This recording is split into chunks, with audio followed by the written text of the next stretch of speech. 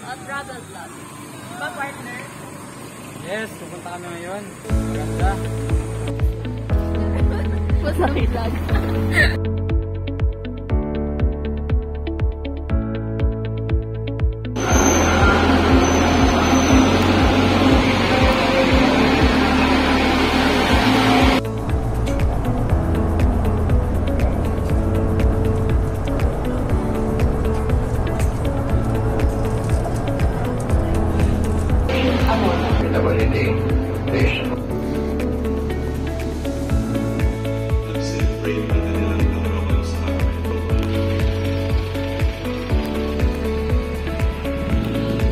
So, we're here na guys!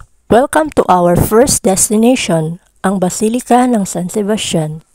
The San Sebastian Basilica, located in Manila, Philippines, was first constructed in 1621 and the only metal church in East Asia. San Sebastian Church was designated as a National Historic Landmark in 1973 and is currently under the care of the Order of Augustinian Recollects, a Catholic religious order of friars and nuns. Naging under renovation din ang basilika na ito dahil sa sobrang tanda na din ng basilika. Pero kahit na sobrang tagal niya nang naitayo, matibay pa din ang gawa. Kasi gawa siya sa bakal, the only steel church in Asia and inspired by a Gothic structure.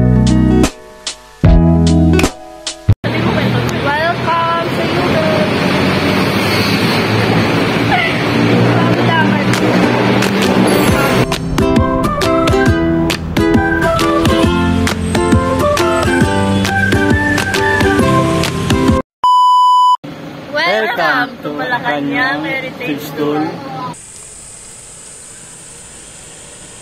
Dahil sa mahigpit na pinagbabawal ng video recording dito sa loob ng bahay ugnayan, mag-selfie-selfie na lang kami.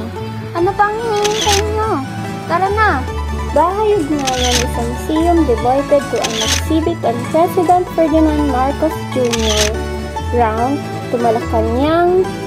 It was dedicated to the life and times of President Ferdinand R. Marcos Jr. At mga kapartner, ang next naman sa ating Malacanang tour ay ang makasaysayang Teos Mansion. Ano-ano nga ba ang makikita sa loob nito? Tara, pasukin natin. At dahil strictly prohibited ang video recording sa loob, nag-selfie-selfie na lang kami. Enjoy! The Teos Mansion is a showcase of the vibrant and diverse history of Philippines presidents.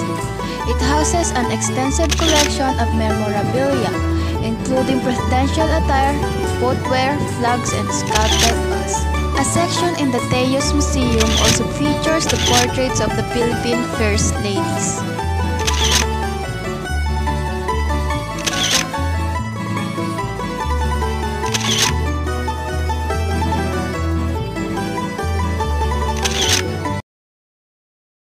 At tapos na ang ating Malacanang Heritage Tour.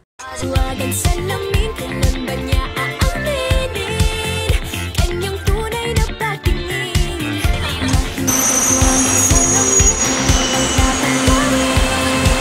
Bakit ang puso'y nagtitigil? Salamin sa dingding na sanang pag-ibig. Salamin sa dingding kalimbang sa Moving forward to our last destination in our travel vlog. Welcome to the City of First. From Araneta Center to Araneta City. Araneta Center is breathing new life into its Quezon City. Araneta City, formerly Araneta Center, is a 20 billion pesos project that offers various experiences of life from working and living to shopping and entertaining. Life update.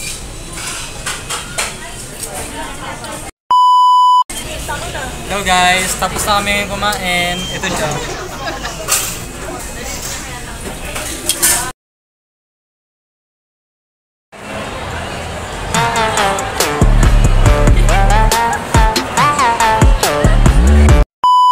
Hintuan muna natin ngayon ang New Frontier Theater, isa sa mga pinagdadausan ng mga international and local meet and greet.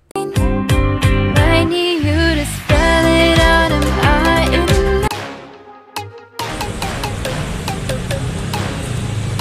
Tara, samahan niyo kami sa aming walking tour sa Araneta ngayon.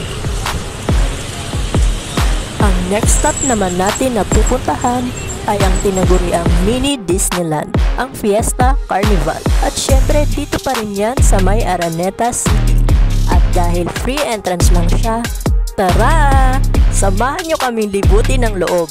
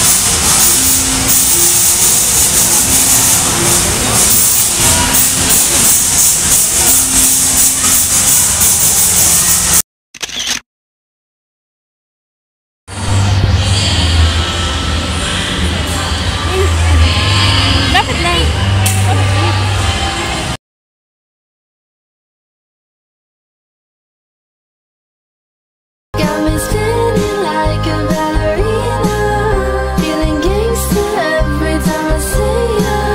You're the king. Do you give up heaven so we could be together? Oh, my angel, angel, baby, angel, you're my angel. At mukha ngang may event pa ngayong araw na ito. Tara! 분위기가 좋아.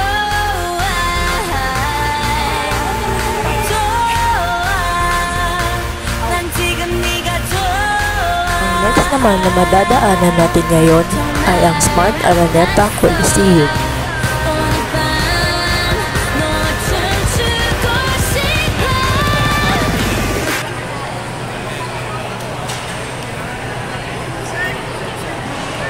Finally, nahanap din niya.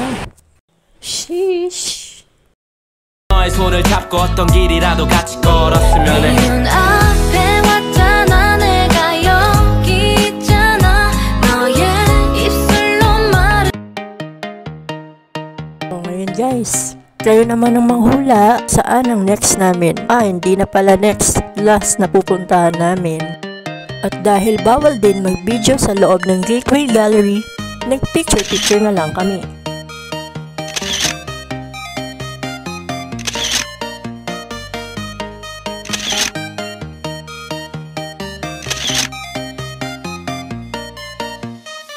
At dito na nga nagtatapos ang aming travel vlog. Naway marami kayong natutunan sa aming mga napuntahan.